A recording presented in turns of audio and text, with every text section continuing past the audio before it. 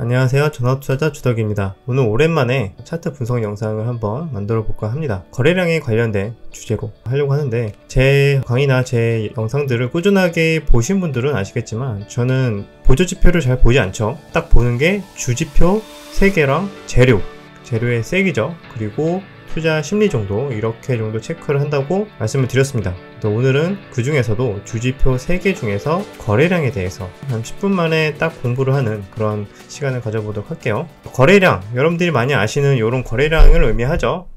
밑에 거래량 많이 터지면은 이렇게 크게 장대 양봉처럼 거래량이 폭발을 한다. 거래량이 줄어들 때는 이렇게 전날과 비교해서 얼만큼 줄어드는지 정도를 좀 볼 수 있고, 그 다음에 거래량이 많이 증가를 했다는 건 그만큼 많은 사람들이 관심을 가졌고 사고팔고를 많이 했다. 다른 말로는 매집을 했을 수도 있다. 물론 캔들의 패턴에 따라서 조금 다를 수는 있지만 그런 얘기들이 많습니다. 거래량은 다른 캔들 같은 경우에는 어느 정도 속일 수가 있는데, 거래량은 사실상 속이기가 많이 힘들다라고 말씀들을 많이 예전부터 많이 해주셨죠. 근데 거래량도 어쩔 때는 가끔 속일 때가 있습니다. 근데 다른 캔들이나 다른 기술적 지표에 비해서 상대적으로 속일 확률이 적다라고 생각하시면 좋을 것 같아요. 그래서 거래량은 그만큼 중요한 지표 중에 하나다. 근데 나중에 설명을 드리겠지만, 거래량은 많이 터졌다고 무조건 이거는 좋다라고 보기보다, 거래량이 터졌는데 그게 어떤 캔들의 패턴으로 거래량이 크게 생겨났고 그 이후에 적어도 버텨주는 흐름이라던가 그 이후의 흐름이 어떤 식으로 나오는지에 따라서 그 거래량에 대해서 의미를 우리는 부여할 수가 있다. 이것이 매집인지 아니면 개인 투자자들을 단기 고점에서 꼬시기 위한 거래량을 터뜨리는 건지, 이런 것들도 속임수가 있을 수 있다 정도만 좀 아시면 좋을 것 같아요.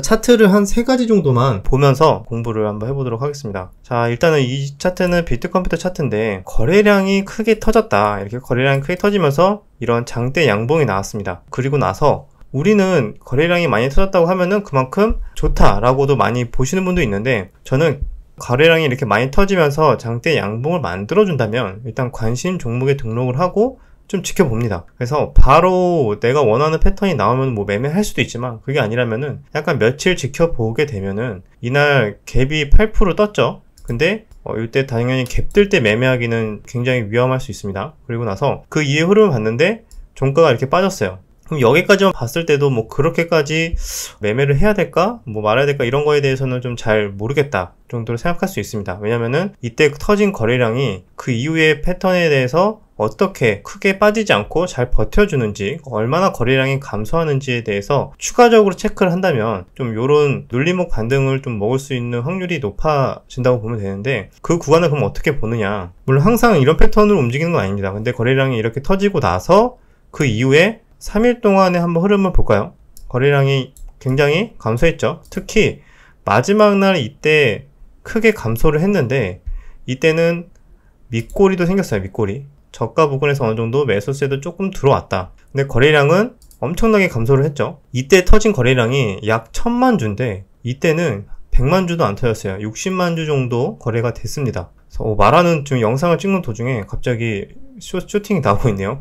그래서 이번에 아마 원격 의료 관련해서 이슈가 나오면서 슈팅이 잘 나오는 것 같습니다. 자, 어쨌든 이어서 말씀을 드리자면은, 이렇게 거래량이 줄어들었다는 거는, 자, 이때 만약에 매수한 사람들이 엄청 많겠죠? 그리고 이때 갭 뜰 때도 우리 또 단타 좋아하는, 급등하는 거 좋아하시는 분들은 이럴 때 아마 매수를 많이 하실 수 있어요. 근데 그런 분들의 특히 엄청나게 스캘퍼나 단타를 좋아하시는 분들의 특징이 뭐죠? 한 이틀 3일을 버티지를 못합니다. 굉장히 하루도 못 버티는 분들 굉장히 많죠. 보통은 2, 3일을 잘 못 버텨요. 물론 미수를 쓰시는 분들은 강제로 2, 3일 안으로 정리를 해야 된다는 그런 것도 있죠. 그래서 이날 이렇게 많이 매수세가 들어왔을 텐데, 그러면은 이분들은 이제 얼마 안 있어서 다 팔아야 됩니다. 근데 주가가 만약에 계속 급반등이 나온다면은 수익을 보고 나오겠지만, 이렇게 떨어지게 되면은 버티지 못하고 보통 거래량이 터지고 나서 이틀에서 3일 정도 차이까지는 대부분 못 버티고 정리를 하게 돼요. 그러니까 그게 대부분 정리를 하는 과정에서 그분들은 거래량이 줄어드는 과정에서 대부분 매도를 하게 되고, 그렇게 매도를 억지로 울며 겨자 먹기로 이때 단타로 들어오신 분들이 차익 실현이 대부분 나오는 구간이, 보통 이렇게 거래량 터지고 한 며칠, 2, 3일 정도 뒤면은 그런 단타 물량들은 대부분 많이 빠져나갑니다. 물론 이렇게 조정이 나왔을 때 얘기긴 하죠. 이 정도 2, 3일 정도 지났는데 그러면 이때 들어왔던 우리 또 단타하는 개인 투자들이 다 빠져나갔을 것 같다. 근데 거래량도 이만큼 줄어들었다. 그 말은 뭐냐? 거래량이 이렇게 줄어들었다는 거는 다르게 해석을 한다면 더 이상 팔아야 되는 그런 많은 물량들이 줄어들었다. 아직도 팔아야 될 물량들이 많다면은 진작에 거래량이 이렇게 감소하지 않고 이렇게 어느 정도 터지면서 막 물량이 나왔겠죠? 근데 거래량이 이때 장대 양봉 대비해서 장대 양봉이 어느 정도 중간 가격 이상의 가격대로 유지가 되면서 거래량이 이렇게 감소했다는 거는 단기적으로 그래도 팔아야 되는 단타 물량들 또는 악성 물량들은 빠져나갈 사람들은 대부분 다 빠져나갔다라고 우리는 해석을 할 수가 있어요. 그러면은 자 이렇게 그럼 거래량이 줄어들었으면 무조건 이렇게 또 반등이 나오는 겁니까? 이거는 결과론적으로 이렇게 올라와줘서 아니면 또는 원격 의료 관련해서 이슈가 나와서 올라가는 거 아닙니까? 라고 생각할 수 있어요. 물론 그것도 틀린 말은 아닙니다. 그런데 이런 거래량이 줄어들면서 사전에 거래대금이 들어왔었는데 이런 패턴까지 같이 나와준다 라고 한다면 약간의 매수세만 유입이 되더라도 탄력적으로 이렇게 반등이 가능한 조건이 완성됐다라고 생각하시면 돼요. 그래서 이런 게 나와서 무조건 반등이 나온다가 아니라 조그만 이슈가 나오게 된다면 약간의 매수세만 유입이 된다면 탄력적으로 악성 매물이 어느 정도 다 나왔기 때문에 탄력적으로 반등이 나올 수 있는 조건이 완성이 된다. 그리고 이러한 패턴들을 좋아하는 또 많은 시장 참여자들이 있기 때문에 그분들이 또 이런 매수세를 만들어내면서 어느 정도 또 반등이 나오는 것도 있고 또는 이렇게 사전에 거래대금이 크게 들어왔던 이유가 이미 선 매집의 패턴이 강한데 조만간 이러한 이슈가 나올 확률이 높다. 원격 의료에 대해서 의논하게 될 상황이 조만간 언제 뉴스든 나올 상황이 높다라고 한다면 그거를 미리 알고 있는 어느 정도의 선취매를 하는 세력들의 매집일 수도 있다. 그게 진짜 매집인지 페이크인지는 그 이후의 흐름이 큰 폭의 폭락이나 크게 거래량이 터지지 않으면서 양호한 횡보 또는 조정이 나오는지의 여부에 따라서 우리는 이 거래량이 찐 매집의 거래량이다 아니다 여부를 좀 더 판단할 수 있다고 생각하시면 됩니다. 몇 가지 패턴들이 있는데 최근에 또 반등이 거래량 줄어든 음봉에서 잘 나온 게 자 YJN 게임즈 같은 경우에도 자 이때죠. 이때 거래량이 크게 이때 의미 있는 양봉에서 거래량이 터져줬습니다. 그래서 이때 상승폭도 거의 상한가 부분까지 갔다가 빠졌죠. 그리고 나서 그 다음날도 이렇게 어느 정도 3일선 반등이 나왔습니다. 근데 그 다음날 이때 거래량이 크게 거의 터지지 않았는데 하락폭은 굉장히 공포스러워요. 만약에 캔들만 본다면 이 10%의 하락이거든요.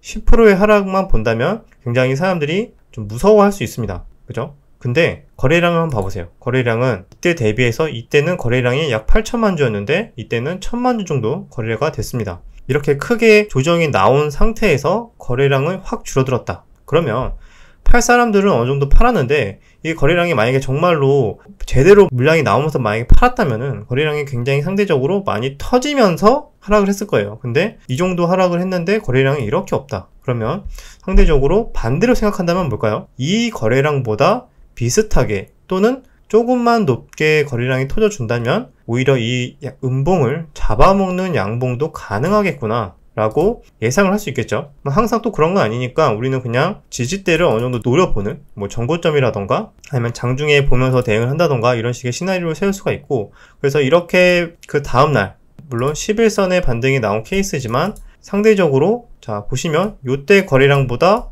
절반으로 거의 줄어들었죠. 그런데 주가는 어떻게 됐어요? 이때 터진 최고의 거래량을 터졌을 때보다 더 많이 올라와 줬습니다. 그 말은 자 이때 들어온 물량이 굉장히 그 거래량이 많았는데 이렇게 조정을 받으면서 나올 물량들이 다 나왔다. 악성 매물 팔 사람들 단기 매매한 사람들의 물량이 단기적으로 많이 나왔고 그러면 추가적인 이슈 또는 매수세가 이렇게 유입이 되면은 이때처럼 굉장히 탄력적으로 반등이 나올 확률이 높다라고 생각을 하실 수 있습니다. 그래서 우리는 거래량을 볼 때 거래량이 터진 것도 의미 있게 봐야 되지만 그 거래량이 얼만큼 어느 구간의 조정 정도를 주면서 그러니까 적절한 조정을 주면서 거래량이 감소하는가 추세를 완전히 무너뜨리지 않는 선에서 거래량이 얼마나 의미 있게 감소하는지 여부도 꼭 체크를 하셔야 됩니다. 이 거래량 감소가 의미하는 거는 다시 말씀을 드리자면은 나올 물량들이 거의 다 나왔기 때문에 거래량이 이렇게 줄어드는 현상이 나온다. 그거는 반대로 설명을 드리자면은 어느 정도 악성 매물이 나왔으니까 반대로 조금만 매수세가 다시 유입이 된다면 아니면 약간의 호재가 뉴스가 나와준다면, 약간의 그런 거래량만 터져준다면 이렇게 탄력적으로 반등이 재차 나올 수 있는 조건이 완성된 상태다. 차트적으로, 기술적으로 그렇게 보시면 될 것 같습니다. 마지막으로 체크를 하자면 가끔 가다가 이런 패턴이 있어요. 지금은 거래량이 KG 모빌리언스 같은 경우에 이제 거래량이 터져주고 굉장히 잘 버티고 있어요. 아까와 비슷한 관점에서 본다면 이렇게 만약에 요런 가격대를 잘 유지를 하면서 뭔가 버텨준다, 또는 횡보를 해주면서 거래량이 줄어들면서 횡보만 해줘도 이거는 어느 정도 매물이 소화가 되고 악성 매물이 나와준다면은 다시 재차 탄력적인 반등이 나올 확률이 높다라고 볼 수가 있겠죠. 그런데 이런 경우가 있습니다. 이런 경우에는 이제 조심하셔야 되는 게 어느 정도 가격대를 유지하면서 버텨줘야 되는데, 이때는 거래량이 터지고 나서 바로 이렇게 이틀 동안 거의 다 훼손을 해버렸어요. 그러면 적어도 강하게 거래량이 들어온 이 장대 양봉의 추세를 일단 단기적으로는 일단은 깨지 않아야 되는데, 그러니까 양호한 조정 또는 버텨주는 흐름, 이런 것들이 며칠 고가에서 좀 받쳐주는 매물 소화하는 과정이 필요한데, 이렇게 중요한 가격대나 어느 정도 의미 있는 추세 자체를 다 무너뜨리면서 만약에 툭툭 빠진다 라고 한다면 이런 거는 좀 확률이 떨어지고 접근하기 어려울 수 있다. 이런 게 오히려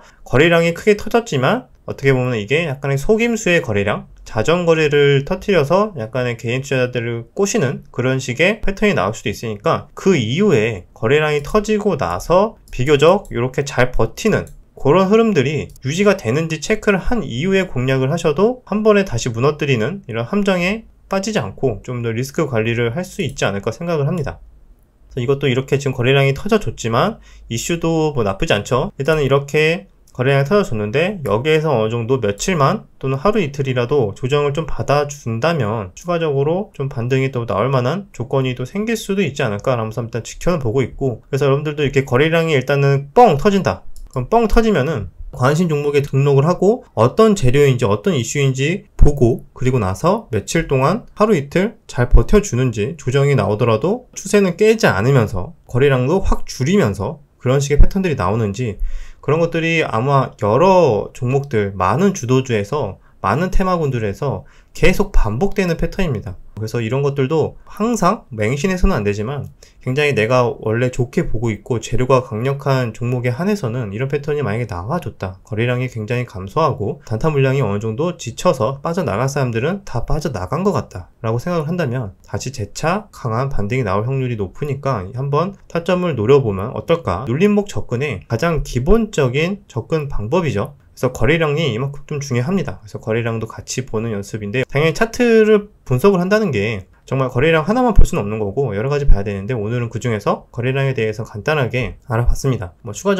궁금해 하시고 좀 더 댓글에 좀 많은 질문들 해주시고 하면은 거래량에 관련해서도 다음 편에도 계속 연속적으로 이런 차트 분석 편을 좀 만들어 가는 거를 한번 생각해 보도록 하겠습니다. 다음에는 또 뭐 캔들도 있고 뭐 이동평균선도 있고 다양하게 공부할 거는 많은 것 같습니다. 아무튼 여기까지 오늘은 오랜만에 차트 분석 영상을 한번 준비했습니다. 어떻게 유익하셨는지 모르겠네요. 내용이 도움이 되셨다면 구독과 좋아요, 댓글 부탁드리도록 하겠습니다. 그럼 다음 영상에서 뵙겠습니다.